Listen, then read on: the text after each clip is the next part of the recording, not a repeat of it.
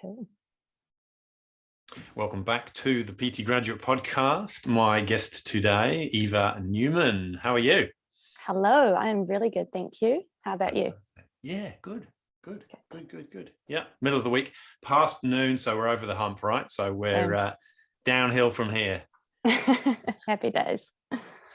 Well, thanks for your time, Eva. I know it's always tricky, always getting to pin people down and find a slot for everyone who's doing their thing. So I really appreciate your time. It's good to be able to catch up, to connect, and have a bit of a chat, and to see where that takes us. Yeah, for sure. I guess with most of these, I sort of start with, where did it all begin? What got you into the industry? There's so many interesting stories as to why people do what they do, and I suppose that's a really interesting thing to find out about a person. So give us your story into the industry and where you are now. Yeah, for sure. I guess it kind of all started, when was it? 2017. When I got back from my big 4 years of overseas traveling and working, exploring. Wasn't too sure what I wanted to do, so I thought traveling was the best idea. And then I came back to Christchurch and it's like, I should probably join a gym because I played sports all the time. I was like, I really need to keep moving. I love moving.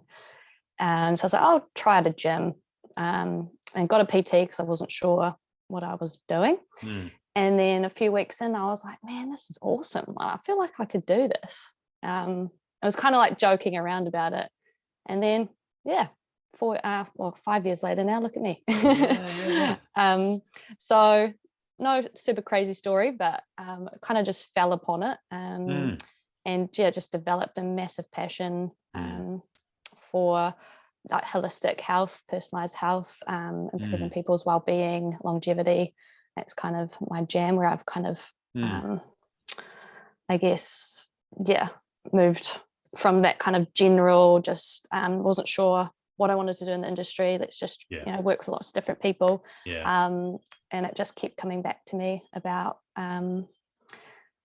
personalization. I've just found that what I had learnt in my studies just wasn't quite enough to really hit home with some people.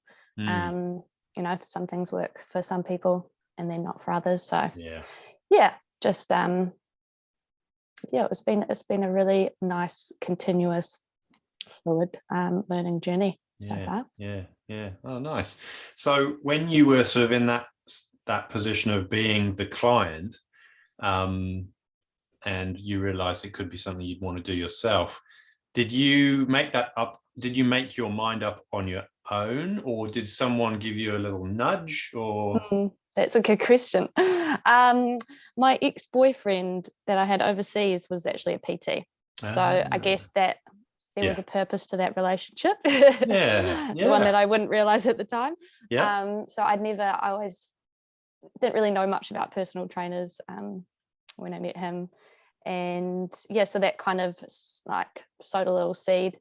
And then when I came home, he was just like, definitely do it. I think you'd be great at it. Because I wasn't quite sure. I was like, so a little nudge from him was the key, really. So thank you. You see, there's a reason all these things happen, isn't there? I know. When you talked about traveling, I was kind of curious as to where you went. Where did the travels take you? So I left when I was 18. So straight out of high school, saved up as much money as I could, and I was like, I'm getting out of here. I'm going on an adventure. Fair enough. All my friends have gone to uni, and I was like, I'd rather spend my money on experiences right now. Right. So I went to Canada. My mum actually pointed me in that direction.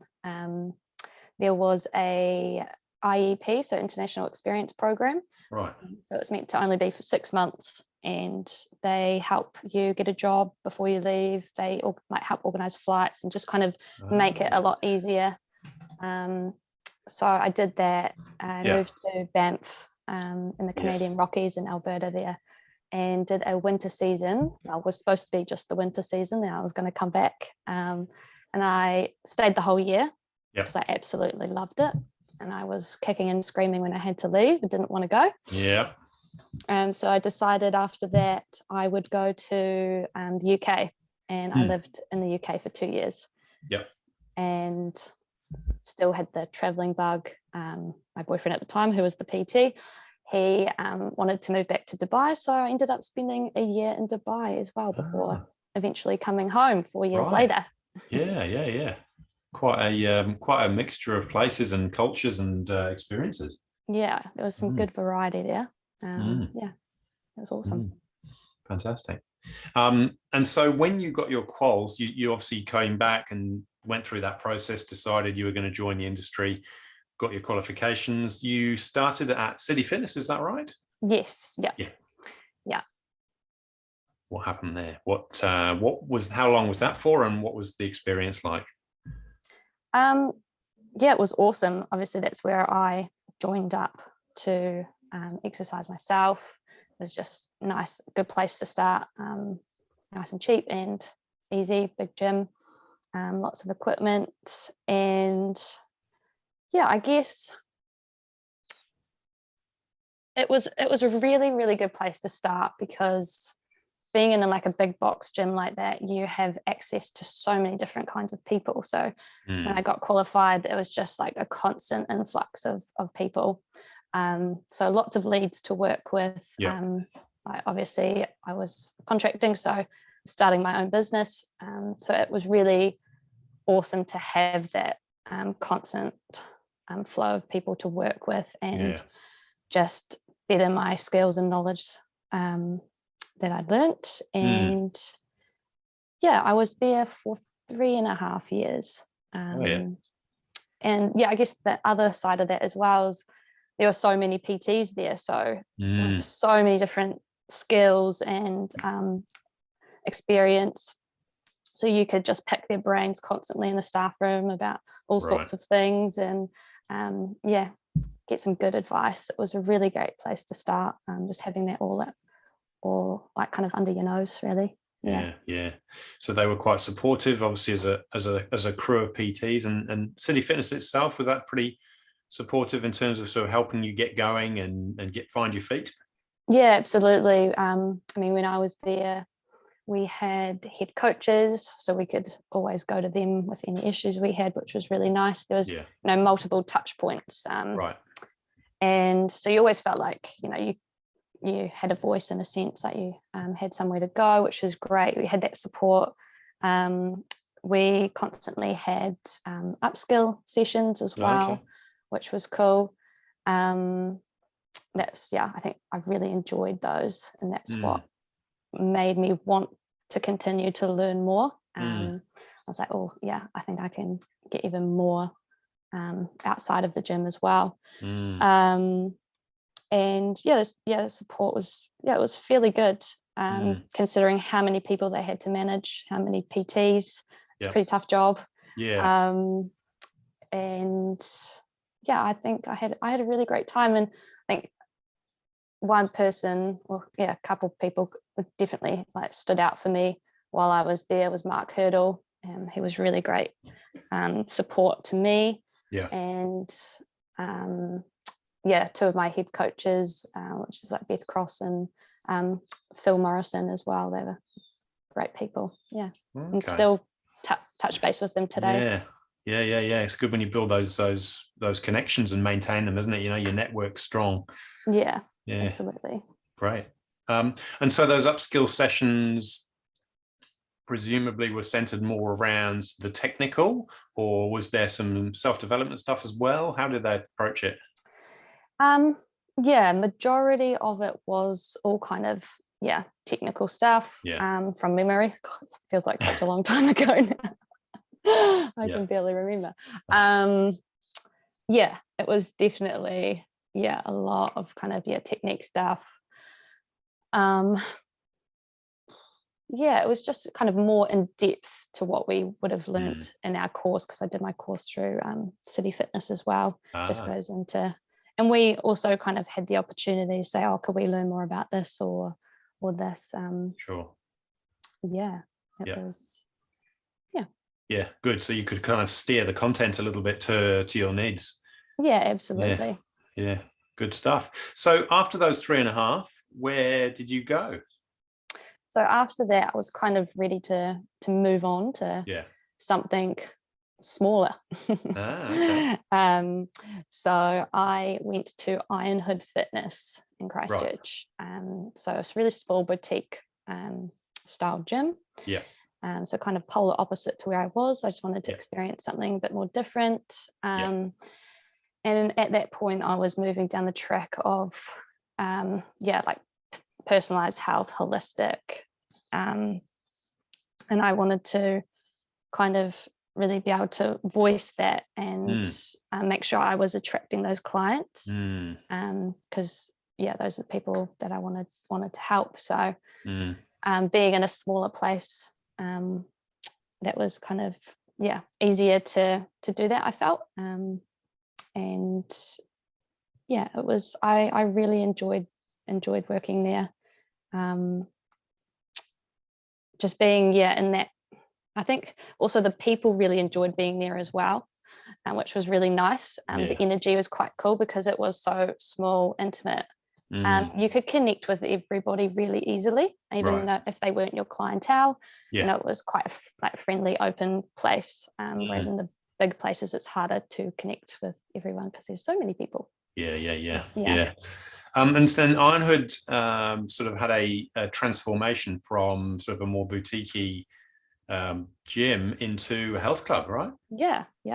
Pretty significant investment, I think. And the photographs I've seen, I haven't been there, but I've seen the photographs, and there's no surprises that it won the National Supreme Award, because it's a pretty amazing place in terms of fit out and equipment. So did they keep the old one open, or did that close and then the club opened? So we did keep the old one semi running, but that was more for like with there's so many ideas thrown out there. We did keep that space for a while, not necessarily using it for the general public, but maybe private PT sessions, and also office space for staff, that kind of thing, for us to do kind of our upskilling sessions as well and all of that sort of stuff. So it's quite cool to have that space, and parking spaces as well. That was great. Okay. So were they pretty close to each other geographically? Yeah. It was probably about a 7-minute walk. Yeah, not far. Yeah. Not far. Yeah. Okay, gotcha. And then, and so how long were you, because you're in a different part of the country now, aren't you?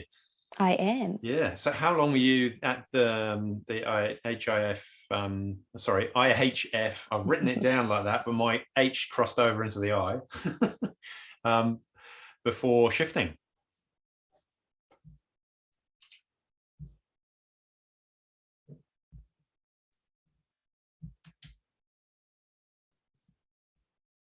Lost you there.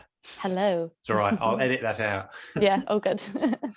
Yeah. So my question was, how long at IHF? How long was I at IHF? Yeah. Just over a year. It was, I think. Yeah, just over a year. Oh, the new place. So in total, Iron Hood and then IHF Health Club. Yeah. It was about 2 years. Yeah. Okay. Just under. And I guess for listeners who may not be familiar, different models or different business models between, say, City Fitness and IHF from a PT point of view. So at City, you were a contractor, like you said, and would have been paying a rent. Yes. Yep. Correct. And does City Fitness do a similar job as others, where you sort of start at a lower level and then over the course of, say, a month, they ratchet it up? Yeah. When I was there, they tend to change it around a bit and mold it around depending on how everyone's going and responding to it. So I'm not sure what they do at the moment, but when I was there. Yeah. And then your experience with IHF meant that it wasn't the same. Were you still a contractor, or did you become an employee? I became an employee, which was a new experience. What are you happy to share? I mean, you don't have to necessarily go into numbers, but just sort of Yeah, how that works, because I guess people listening might be intrigued by that if they're getting into the industry and don't really know what yeah, for options are sure. out there. Yeah, absolutely. I mean, for me personally, I found it amazing, Right. because of just how easy it made my life. I'm not much of a savvy business kind of gal, so Sure. I it just took all that kind of like accounting and all of that kind of stress away. And Okay. so, I had a solid income every week. Okay. I was on salary, and had the opportunity to get bonuses as well, which was awesome. Yeah. And it was like, yeah. And the fact that you're working with someone, so Dan, the owner, who's just such a great guy to chat to, is very approachable. Yeah, it was just nice. It just felt like, yeah, kind of being part of a lovely big family. Right. Kind of takes all that kind of competition out of it, if there is competition. Right. Yeah. It's Yeah. everyone's on the same playing field. You're a team. We're going to work together. Yeah. The more we work together, the bigger our bonus is going to be, Right. essentially. Okay. And the more PTs there are, the better it's going to be as well. So it was really nice to have that switch up and experience both sides. But they both have their pros and cons, of course. There's always a limit to how much you can make on that. But for me, there were more pros than cons on that side. Like I really did enjoy it. Right. Yeah. So in terms of the bonus, earning the bonus, was that a requirement of everybody to do a certain number of sessions a week, which would trigger that qualification? Yeah. So to be eligible for the bonus, you had to earn, or to be eligible for the bonus, you had to be servicing a certain amount of clients, or sorry, hours. Oh, So yeah. you had to be above a certain hour threshold to be eligible, and then from there, then Gotcha. So yeah. Right. And so the members' membership was where the funds were coming from to pay you guys whatever it was you were getting, whether it was the standard or the standard plus the bonus. Yeah, exactly. Yeah, and I guess the thing with the membership PT, like Dan's vision was to make it affordable for everybody. So the PT at the gym was pretty bloody cheap. Oh, okay. Yeah, it was like being such like I guess a high end gym with high end service. The prices to get a PT there were amazing. Like it would be a no brainer. With the skills and knowledge that we had in our group of PTs there. Sure. And I guess that's what they wanted to encourage. Yeah, and they just want to make it accessible for anyone and everyone to have the ability to get a coach. Yeah. Which was really cool. Yeah. That's good. So were there any sort of other features and benefits? Because as I said, I haven't been there. So other features or benefits of the club that sort of maybe a bit out there or different to what we might expect otherwise? Oh, where do I start? Glad I asked that one. I'm going to start with one of my favorite, which was the massive plant wall.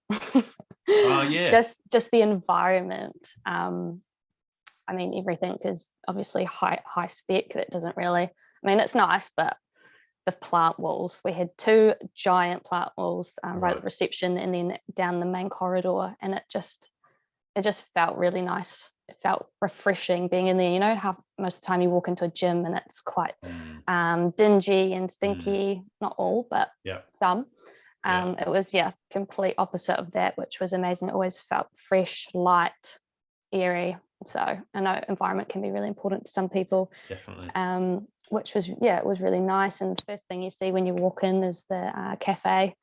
So you're smelling that lovely food cooking. All healthy food, of course, sometimes. Free coffee. So actual like nice coffee machine and hot chocolates, free teas, snacks, and like water sparkling water, still water. Wow. We had a little tap thing, and just couple of free kind of drinks. And there was a little members lounge where you could just kind of hang out and sit in the comfy chairs or eat your food. There was a big TV screen, you could watch some sport, which was really cool. Yeah. And then you're going to walk, then you've got the gym, and there's planters between every 2 treadmills, there's planters. So you've got that greenery once again, massive windows looking out over Cashel Mall. Yeah. And all the old kind of architecture still in the building as well. So it was great. I remember my clients always saying when, we were on the floor doing some groundwork and they were looking up at the ceiling, and they were just constantly distracted by all the things that were going up there. And they're like, oh, this is great. So that was cool. It's just those like little things sometimes that make the big difference. And then we've got got the plunge pools and saunas in both of the men's and the women's changing rooms. Okay. Which were amazing.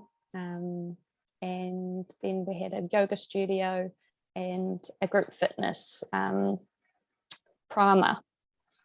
So I think that's the first one to come to New Zealand, possibly.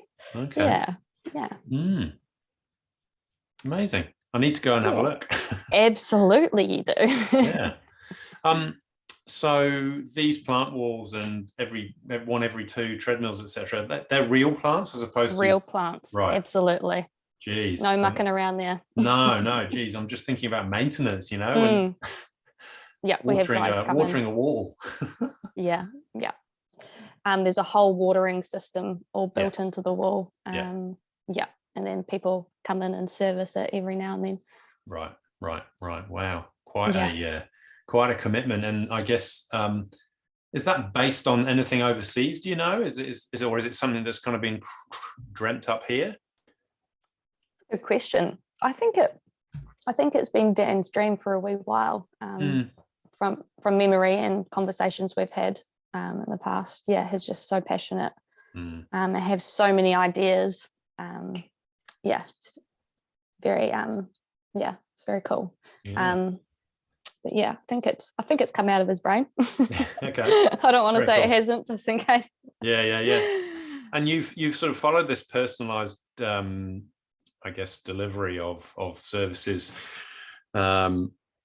That's sort of something you've kept in your armory, even though you're not now in Christchurch anymore. So I spoke to Nathan, who you are a colleague of as well, who has also followed that same personalised health path.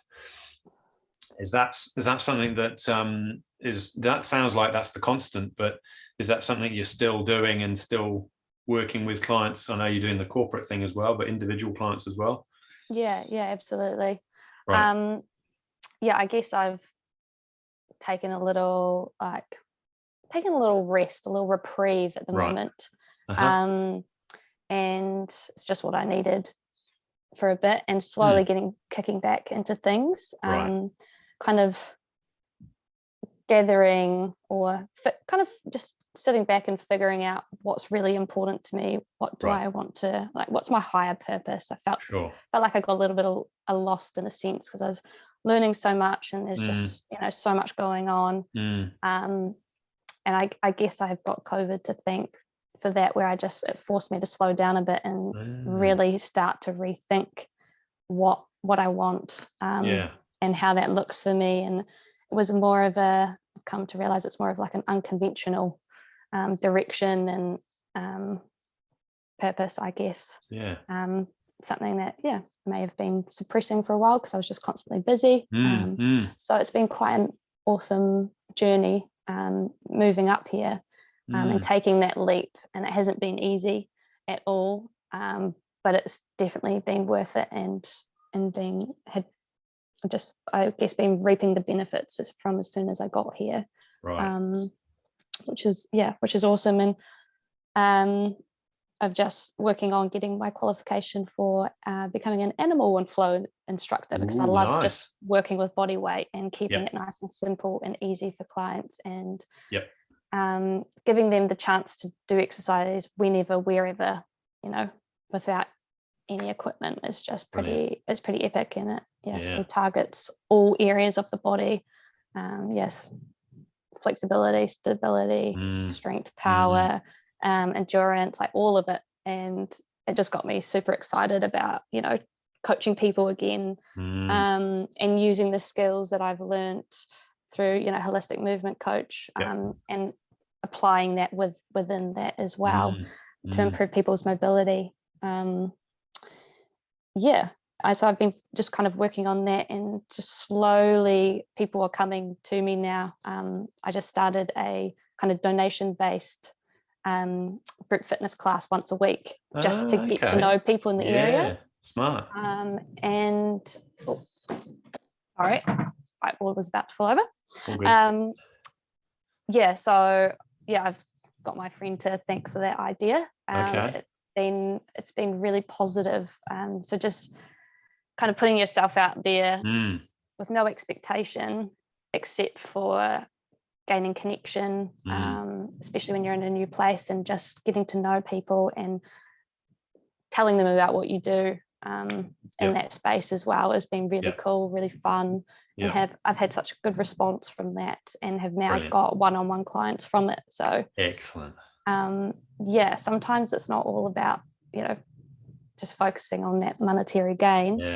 As long as you're doing what you truly believe in, and what you're working towards your purpose, and you feel aligned, the abundance will come. I think that's so true, because you can get blinded by it being all about the money, and so therefore you miss the intuitive stuff that you just talked about. It's like, right, what's the advertising look like, what's the product, blah blah blah, and you can miss connection opportunities so easily because you're so focused on that only. So if you've got the luxury of being able to pause, have that thinking time, allow the sort of the it's difficult, right? I just a few episodes ago chatted to Helen, who she was in Auckland and she moved down to Wanaka. Like, it's a significant shift that no one knows who you are, and you really are starting again. And so, like you said, you've got to put yourself out there and be a bit vulnerable. But the way in which you've done it is a clever way, because you're driving the connection first, and the donation thing is a lovely way of approaching it. It's you're not doing it for free, but at the same time it's very relaxed, and people are aware of that, and you get that reciprocity. People love to receive and feel like they can naturally give back in some other way. And your business will build, I suspect. Hopefully that's the plan. That's awesome. I need to take a few leaves out of that book for sure. Fantastic. So where do you see that going? Is there sort of like, have you got a location where you can do the things you want to do, and where will it go?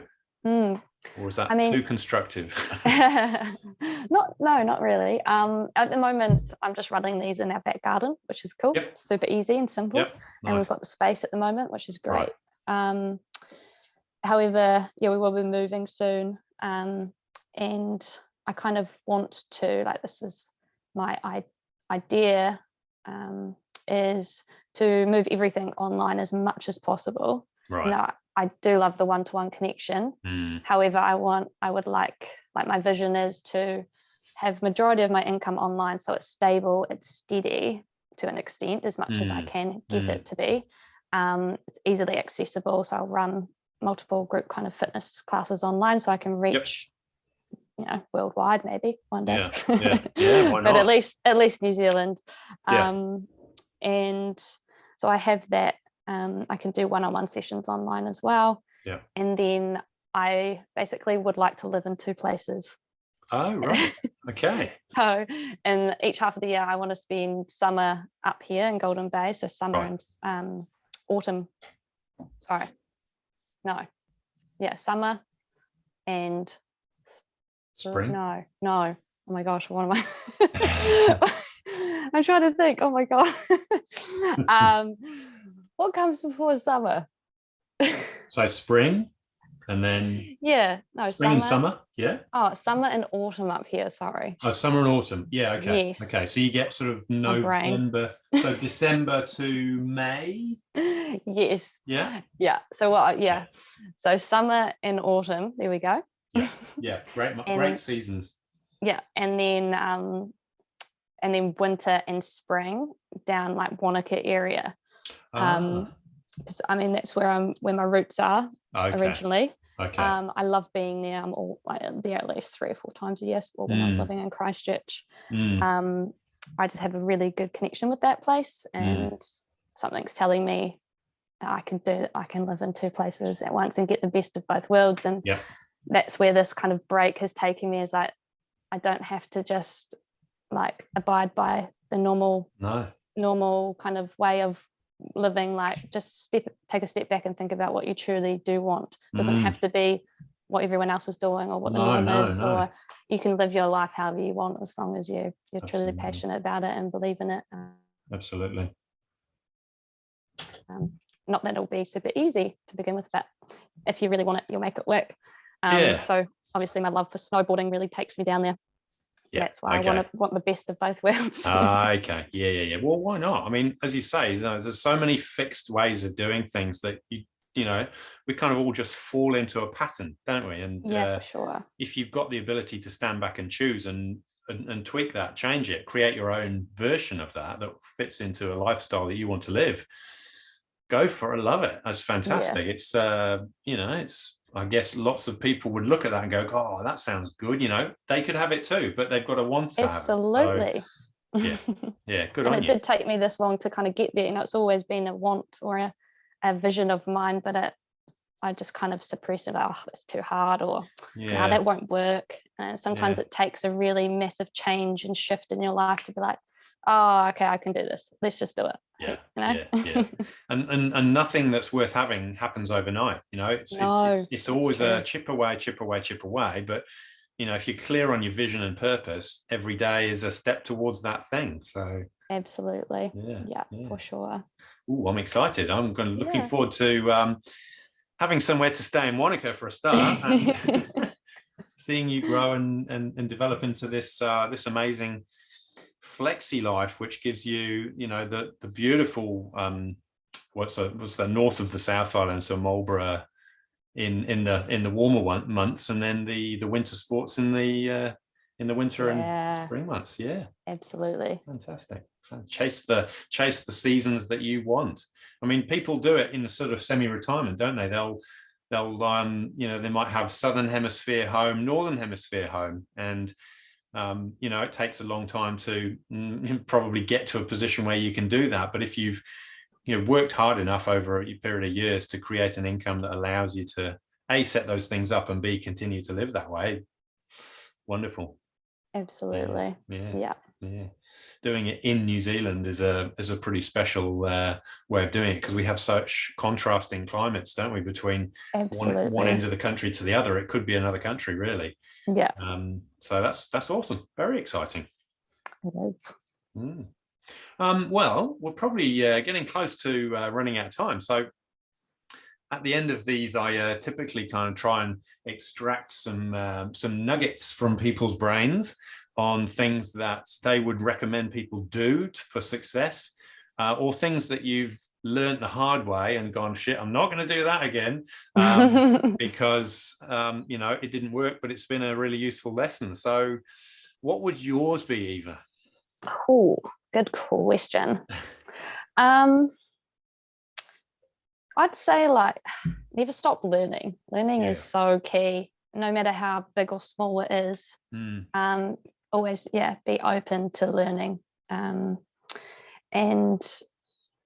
I think, you know, going towards that kind of holistic and personalized approach as well has been a huge game changer for me. And in my business and helping my clients